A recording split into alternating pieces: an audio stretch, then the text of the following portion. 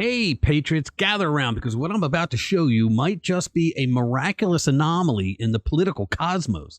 No, it's not the discovery of a unicorn, but it's close enough, trust me. We're going to be marveled as we watch two liberal titans face reality. I'm talking about an episode of Joe Rogan's podcast where he and Bill Maher discuss the failed progressive leftist policies on crime. You're not going to want to miss this, so let's get into it.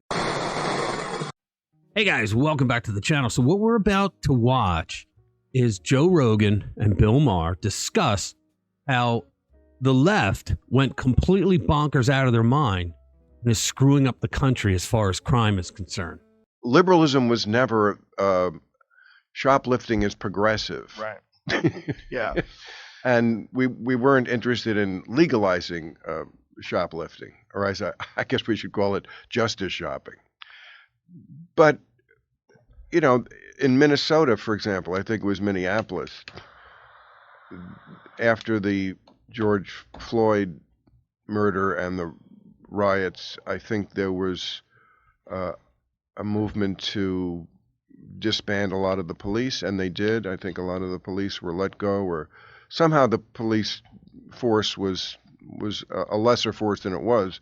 You see, Bill Maher has always been a guy that is not afraid to speak his mind and say what he believes. And it's good when a leftist like him comes out and faces reality, has it smack him in the face, because we're still living under the lie that defunding the police didn't harm anyone. And what happened was, of course, crime went up in certain areas, and a lot of the officers who had been fired or let go or quit, or for whatever reason they weren't on the force anymore, they were hired as private security. By who? The rich people who could afford to do it. So their neighborhood stayed safe.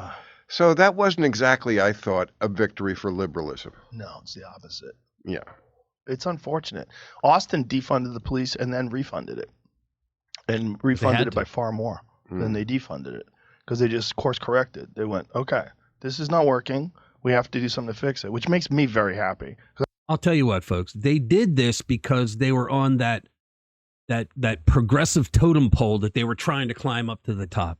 Yeah, we're going to defund the police too, because we're going to blame the police and not the policies that we created that the police have to work under, and not the policies that we Democrats in elected office created that turns every jurisdiction into a shithole that breeds crime, right?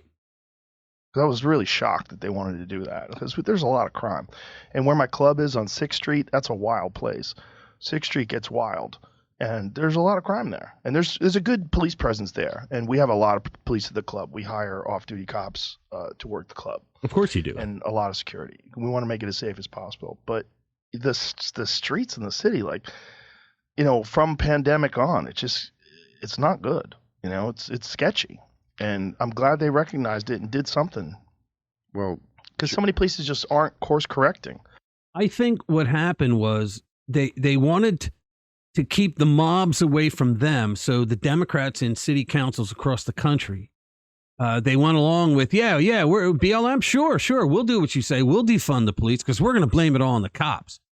And then later on, they finally realized, you know what, that crime element of BLM, they're like less than 1% in our city, and all the other people who live in our city, they're the ones that are getting harmed by this bullshit. Chicago. Yeah. I mean, not just the places where, murders have been happening way out of control in Chicago. Forever. Among the African American community for far too long, and not really reported in the way that they should be. It's amazing how black lives don't seem to matter when they're taken by black lives. Right. Isn't that something? But I mean, now matter to us. Chicago, my friends who live there say it's not safe anywhere. Yeah, it's very sketchy. Very sketchy. And that's Chicago. All right. So I don't know about you, but to me, that was incredible. It seems we've stumbled upon an episode of The Twilight Zone where Joe Rogan and Bill Maher, the duo previously known for their liberal gallantries, are critiquing woke liberal policies. You heard it right. Rogan and Maher are coming to terms with reality. Yeah, it's a delightful day in the neighborhood when even Bill Maher finds himself disillusioned by the disastrous utopian fantasies peddled by the extreme far left. Now, remind me, isn't this the same Maher who would gleefully engage in conservative bashing brunches every weekend on his show? And Rogan, the man who was all about Bernie Sanders, that beacon of socialist wisdom during the 2020 elections? But lo and behold, even they couldn't ignore the stark reality slapping them in the face again and again, forcing them to call a spade a spade. Well, they say a picture's worth 1,000 words, but this clip, my friends, speaks volumes. The times they are a-changing.